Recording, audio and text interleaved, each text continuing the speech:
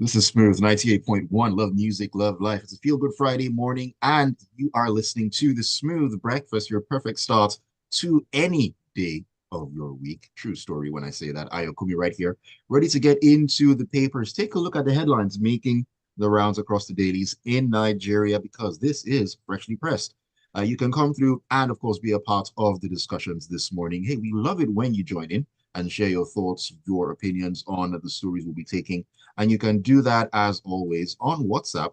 The number is 0809 4440981. 0809 444 0981. We're also streaming live on YouTube, so you can catch us on the live stream at Smooth 981 FM Lagos. Smooth 981 FM Lagos. And I never do this alone. My analysts are in for this beautiful Friday morning. AB Bozimo and, of course, Joseph Obari. Good morning to you, gentlemen.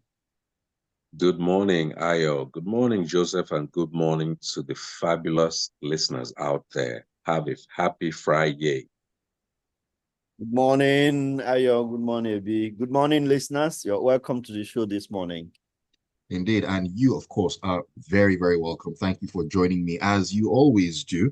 We're going to begin this morning. I'm going to bring this to your table, Joseph, and talking about bandits, sponsors, defense headquarters, and so on and so forth. Coming out of the punch, the defense headquarters said investigations are actively underway into allegations of banditry sponsorship in the Northwest region. Now, the DHQ's Director of Media Operations, Major General Edward Buba, disclosed this on Thursday at a press briefing in Abuja, affirming that relevant agencies tasked with such responsibilities were diligently investigating the matter. Now, of course, this is off the back of the cat and mouse game being played by the current Zamfara governor and the former Zamfara governor, Bello Matawale and Dauda Lawal, accusing one of being a sponsor of terrorism, asking him to swear with the Quran and so on and so forth. All sorts of Hollywood or Nollywood level shenanigans going on. But now, DHQ said investigations are actively underway. Ordinarily, you will expect that it is the security apparatus of this country that will proactively tell us that these people are being investigated. Specifically, mention the names of people you are investigating. In fact, the story says that the defense spokesman was only responding to questions from journalists. When asked, journalists have to ask him specifically about that matter before he said they are being investigated. Some investigation is going on. We're all in this country when some Nigerians were arrested in UAE and linked to terrorism. When that story broke, prominent Nigerians were lobbying to get those people released to Nigeria for not committing any crime, that they didn't commit any crime. Prominent Nigerians were trying, in fact, it was all over that they were safe landing for them, all lobbying was going on until the UAE authorities gave more details about how this funding was going and how it funded terrorism. Now, the government of the administration of Buhari told us they have more than 400 persons on the list of those terrorist sponsors. Right. Maybe I'm so completely not following the news, but I've not heard of any particular person or number of persons who are implicated in that number that have been their trial have been known, that is publicized, and we know.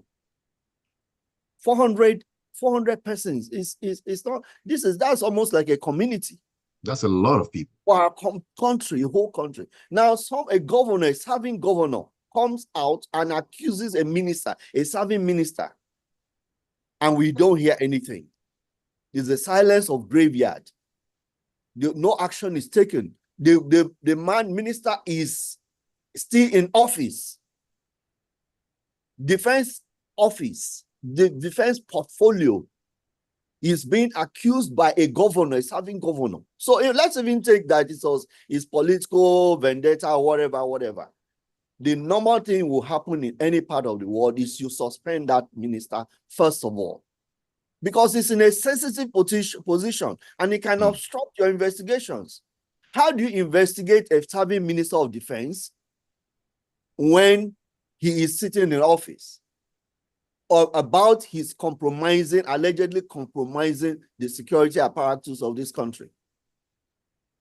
So in fact, we are like a laughing stock to the world, because when these stories break, people just like, are these people serious? Are we serious as a country? Are we serious? A serving minister of defense is accused of involvement in sponsoring criminal activities. Whether he's guilty or not, the first thing you do is tell him to step aside. Then you can investigate him. There has not been any proactive statement. In fact, the governor, Lawal, said that the allegation was made to the National Security Advisor and to the president. The president's minister is accused of such a serious crime, and he's still sitting in office, addressing going on TV to defend himself. He's defending himself on TV while still sitting in office. That's why we don't take anything serious. In this country, we cannot take anybody serious when they say things. A serving minister in this country was implicated in what is conflicts of interest. A serving minister, you have companies, you're a part of, you own, having contracts, and Nigerians are defending, oh, well, of course, it's just the chairman, he's not working there anymore, and so on. In serious places, that is what they define as conflict of interest. Right. Conflict of interest. When you use your position to influence a benefit that comes to you, that you're not your step aside, that doesn't prevent you from any profit from that organization. But this is the kind of country we are. This is the country. So at the end of the day, we will not hear anything about this, because even the defense spokesman could not mention that these and ABC persons are being investigated. Thank you for that, Joseph. AB, I know that you want to weigh in on this one. I mean, looking at the situation that we find ourselves in, I mean, if it were a case where Bello Matawale were the minister in a different department, it might be a different color entirely, but he's this Minister of State for Defense and is being accused of engaging in activities to compromise the defense of Zamfara while he was in office. Let me get your thoughts on this.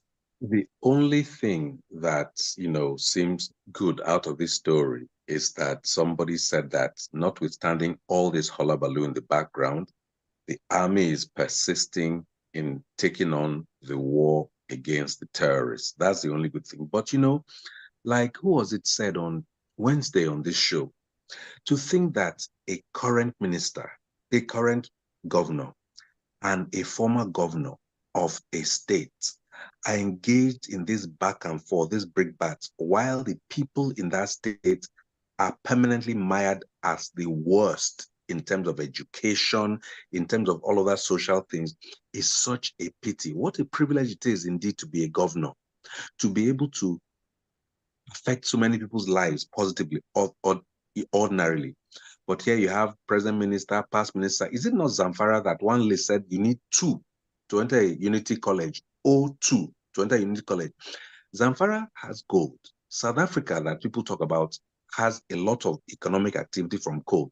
Zamfara alone could be the gold capital of not just Nigeria, but maybe West Africa. Instead, they're having these issues, and that is part of where you cannot do agriculture because of these criminals, these terrorists. So I just think the pity the fact that this kind of distraction is going on when people of Zamfara should be leading the world in other things is the biggest challenge, apart from the embarrassment of a sitting minister being looked at by the president and who has nothing to say.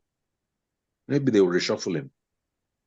Just maybe. We shall see in the coming days. All right, let's move on to another story. And we're taking this out of the Guardian. Let's talk about food because Nigerians are hungry. We need to eat. The federal government has procured imported staple foods, including maize and wheat, to address food shortages in Nigeria. That's according to Wale Edun, the Minister of Finance and Coordinating Minister of the Economy. Now, speaking at an interministerial press briefing in Abuja on Thursday, now part of activities marking Nigeria's 64th independence anniversary, Edun revealed that the imported food items would soon arrive in the country and said that the move is a temporary measure aimed at addressing the immediate shortage without disrupting local food production. Is there local food production going on? Now, this is where that earlier story connected. In many of the areas where ordinarily food production should go on, there is insecurity. We have too many cases of people in those districts being murdered by terrorists under any name you want to call them. You also have the problem of Nigeria has 70% arable land, 75, 76%. So ordinarily, not only should we feed ourselves, we should feed the sub-region, Africa, and indeed the world. But because of a manifest lack of competence in leadership, we cannot take care of our own internal spaces. We have what they call ungoverned spaces inside the country that claim to have a government. And so you have us about to import maize. Maize takes exactly 60 days from planting to harvesting, roughly 60 days. We're about to do 6 months of imports. In the short term, I might even support some importations. But if after 6 months, we have not put in place everything it takes to make sure that we are producing our own maize, then the policy is a dead outright failure. We cannot be importing in a country that has, one, the land, two, the people. We have one of the most youthful populations in terms. Then you ask yourself, what is all this money that we talk about in the budget being used for if we cannot even feed ourselves? So I read this story. I'm hearing about importation of food in a country where we can feed the world. That just points to policy failure and leadership failure. We need to eat. I agree with you. In the short term, we want to import maize. We want to import, what are the things that are important? Things that we can create all day here. Maize and wheat and some other things. Things that we can grow on our blessed, bountiful land. I just feel there are too many things happening that just point to policy chaos and ineptitude and incompetence on the part of the current and some past administrations. It's a pity. We should not be importing food, but if we do, and we cannot produce after these 6 months, woe betide Nigeria. All right, before we go on a quick break, just want to add that I don't know if you saw the story about the federal government getting $600,000 relief fund from the Gates Foundation. And the relief fund is to, I quote, hasten relief efforts for victims of devastating floods, as well as for health, and more importantly, connects to this story, agricultural sector reform. So make of that one what you will. Listen, everybody in the world wants to help us. It is that 600,000 naira. Watch for it in shiny new $600,000. Watch for pieces of it in shiny new chrome bumpers on new SUVs and spinner wheels. I don't know about the spinner wheels, but that might be a different touch for them. Let's take a quick break right here. When we come back in, we'll take more stories on Freshly Pressed right here on the Smooth Breakfast on Smooth 98.1. I had to add that. I'm sorry, because I took the story on the news this morning. Your point is well taken. Everybody in the world sees us as a basket case, and people, even some, I don't care what their background, what their motivation is, they actually put in some money to help. But if we have, like you said, there was a minister who was the one compromised, Edu, she's still in office. They say they want to reshuffle. The first person to be reshuffled is Tinubu out of the office of Minister of Petroleum. If he doesn't reshuffle himself, there's no reshuffling he's doing that makes any sense. We're really It is a tough time, needlessly tough time, needlessly. Incompetence, It's crazy. writ large. All right, heading back in. Welcome back to Freshly Pressed on the Smooth Breakfast right here on Smooth 98.1. Love music, love life. Ayokunmi right here with you. Alongside me are my analysts for this morning. Breaking it down and, of course, making some sense of the stories. AB Bozimo and, of course, Joseph Obari spitting facts this morning.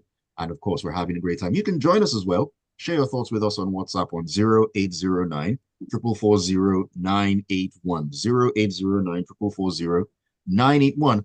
That is the WhatsApp number. Also on YouTube, we're streaming live at Smooth 981 FM Lagos. Let me take a couple of messages and then we'll get back into the stories. Yemi from Marina says, El Rufai was prevented from being a minister in this same country because of security concerns. Don't you think the minister would have been properly vetted as well? Hence the reason for not suspending him.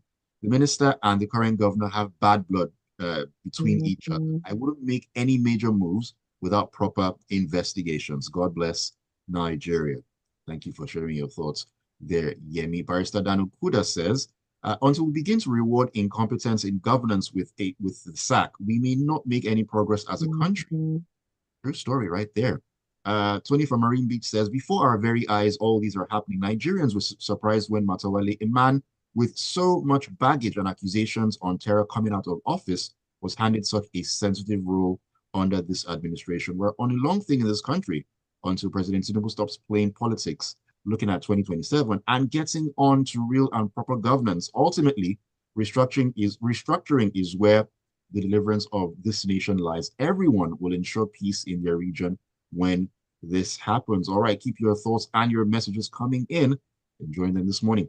All right, Joseph, let's get back into the stories. And still sticking with The Guardian here. The federal government has announced plans to introduce tolls on major roads across the country following the completion of ongoing construction and renovation projects. Walk us through this one.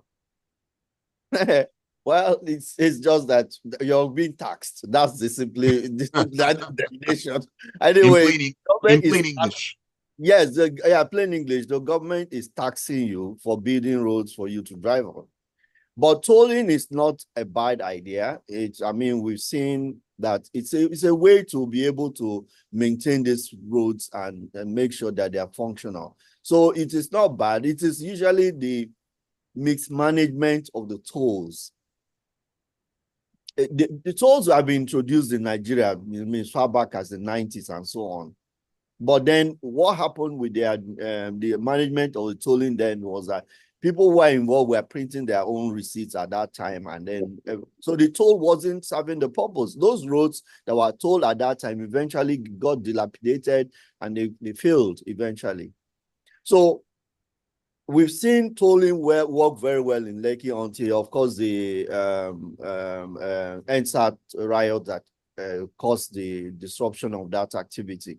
So tolling is good. It's done all in most part of the world. It is used a way of, a tax that you pay in order to be able to maintain the road that is built. And if they are doing government-private partnership and all that, and one of the key things I like about the story, the minister said they're looking for a way of ensuring cashless tolling. So there is a way you'll be able to get your toll paid without you really paying cash to anybody. So they can guarantee the integrity of the collection system. Let them put the money back in roads. That's the important thing.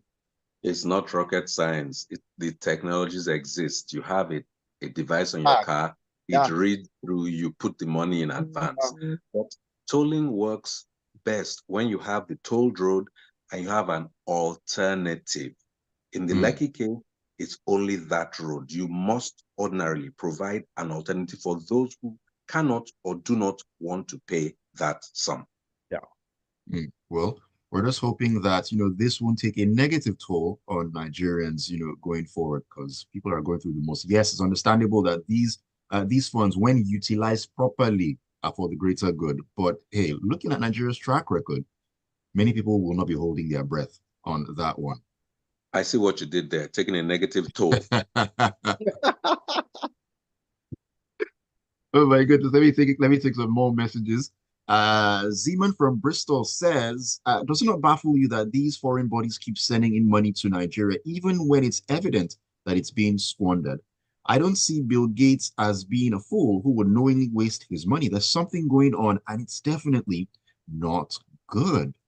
I wonder. Adeboye Gadidiji says, the federal government is quick to label and tag protesters as terrorists, human rights activists as well, just because they want to tame and kill their morale. Now a governor is telling the whole world that the Minister of Defense is bankrolling a terror group, and the presidency keeps mute. What a shame. And the vice president was reading a speech in the United Nations about insecurity in Nigeria. We are our own problem. I mean, he said, Nigeria deserves a seat, a permanent seat on the Security Council. So then, I mean, bear in mind we have top-notch security in What's Nigeria. the qualification for We that? are well deserving. Our security is top-notch, so we need to be on that Security Council seat. Big ups to the vice president for that one. Anyways, back into the stories. AB, let's take this story. It's about PMS. I mean, PMS is in the news. We cannot avoid it. Let's head into the nation. Now, the House of Representatives has asked the federal government to prevail on the Nigerian National Petroleum Company Limited, NNPCL, and the Dangote refinery to allow independent petroleum marketers in the country to lift PMS from the newly established refinery. First of all, I wish there was more, PMS was more in our vehicles than in our news. But having said that, is it not the biggest travesty that we're having a conversation with the headline about letting the Nigerian National Petroleum Corporation Limited, which is supposed to be the custodian of four, count them, 1, 2, 3, 4 different refineries. We're having a conversation where that company is lifting fuel from a private refinery, first of all, and then refusing to give any clarity on how much is actually lifting it. That just, the lack of transparency, the deliberate opacity lets me know that something stinks to high heaven. Otherwise, why is there secrecy, if you will, about how much is being lifted for, whether it's 2 naira a liter or 2,000? Why is it not a clear fact? Why is Dangote somehow being, from my perspective, stifled from saying how much they are selling? Why is it not a popularly known fact? Because it appears if he dares announce it popular, something will be withdrawn, whether it's from the selling crude at naira. I don't know. I'm not in that thing. But this whole veil of secrecy, opacity, and ignorance is a deliberate ploy, because amongst that environment, some people make unseemly profits, and they profit from chaos. Here you have people saying, let independent market. I believe the refinery is now a refinery, and so they are producing. Why should the NNPC, who are shameless enough to need to go there, prevent others from going there too? It's like going to any supermarket. Government people can go and buy, so should private people. Why is there? Because there was once a talk of they don't want Dangote monopoly. Right now, there's an NNPC monopoly from what I'm hearing. But at the bottom line is that, where are the NNPC refineries, especially that one in Port Harcourt that kept having a lapse in delivery date? And where are we on that one now? They said December. And I asked which year. And on social media, somebody, when they wrote the headline, said, does the refinery know that it is supposed to start operating in December? So, I mean, that's on a lighter note. But the point is, the scandal, the tragedy, the embarrassment of the national corporation having to buy from a private company is terrible. And that should be where the focus is, not whether on, for us personally, I feel everybody who has the means should be able to go to where there is fuel available and buy and put their profit and sell. NNPC has no right. In fact, NNPC should be the last person who should need to go there. But here you have it, a total reversal of common sense. Then let me just add, we have a Minister of Petroleum in the person of President Bola Ahmed Tinubu, who has not said a word about this. I hear rumors that he wants to reshuffle his cabinet. The first person to be reshuffled is Tinubu from the Ministry of Petroleum. He evidently does not have the tact, the talent, or the ability to address issues in a way that will make Nigerians know what is going on in that sector. AB, if you were you, would you reshuffle yourself? I'm just asking. Yes, I wouldn't be there. I wouldn't be there in the first place because I don't have. Listen, I am not a medical doctor, not because I'm not read enough medical mystery, but I don't have the training. I am an architect. I have the training in that. Joe is a phenomenal lawyer and journalist and more. Let us stay. There is enough for all of us to do and become masters in our area. As a president, you preside over the experts in that sector. Right. So yes, Tinubu should reshuffle himself out of the Ministry of Petroleum. I said it. I didn't stop that. All right, let's take a final story, Joseph, really quickly because time is flying. But I need us to touch on this one. Coming out of the Punch, the Civil Defense, Correctional Fire, and Immigration Services Board has suspended 2 officers at the Kirikiri Medium Custodial Center in Lagos. Now, the officers were suspended following a voice note shared by Martins Otse, aka Very Dark Man, in which Idris Okoye, probably known as Bobrisky, claimed that after his conviction and sentencing for abuse of the Naira notes in April, his godfather, in collaboration with the Comptroller General of the Nigerian Correctional Service, arranged for him to serve his 6-month sentence in a private apartment. We took the story yesterday. This is an update to that. So some suspensions have been happened, but what more do we need to see going on? Ayo, in decent society, the Comptroller General should just step aside, would step aside, because he's specifically mentioned, is implicated in this allegation. But the board chose to penalize his subordinates. They suspended his subordinates. If Okuneye is definitely mentioning his or her whatever godfather called the Comptroller General, the Comptroller General is implicated. So the first person who should step aside where investigation is going on is the Comptroller General. But and of course, all this simply just corroboration of what we know. A journalist, Shoyinbo, Fisher Osayombo, he was the one, who walked himself into the system and revealed the cesspool that our criminal justice system is, from the police cell right to the prison.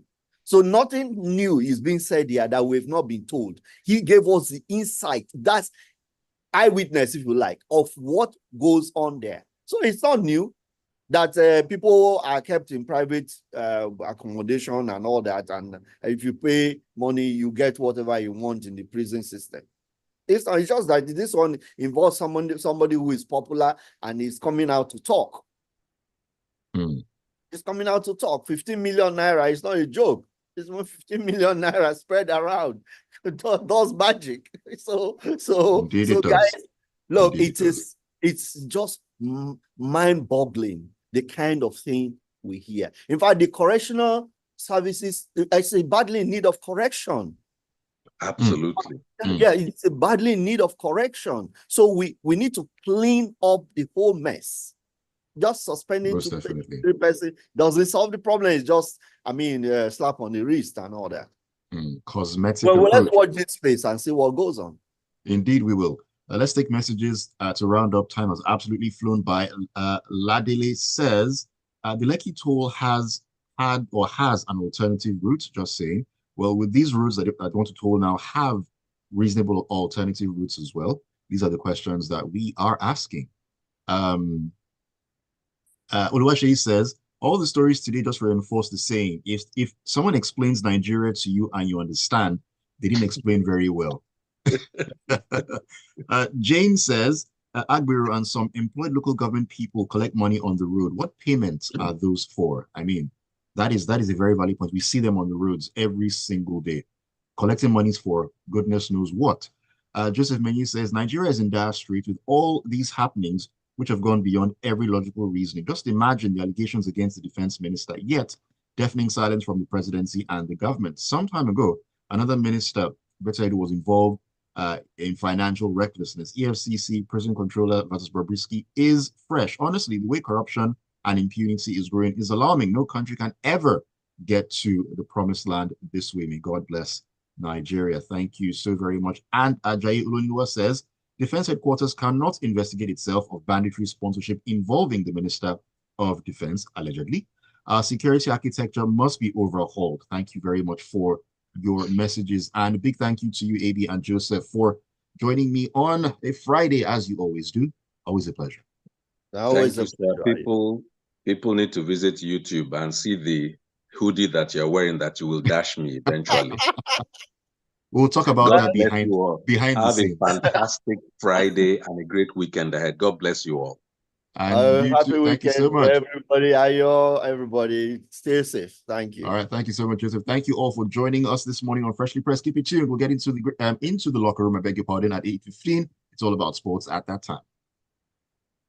Yes, guys. All right. Have a great weekend. Good night. Guys. Good night.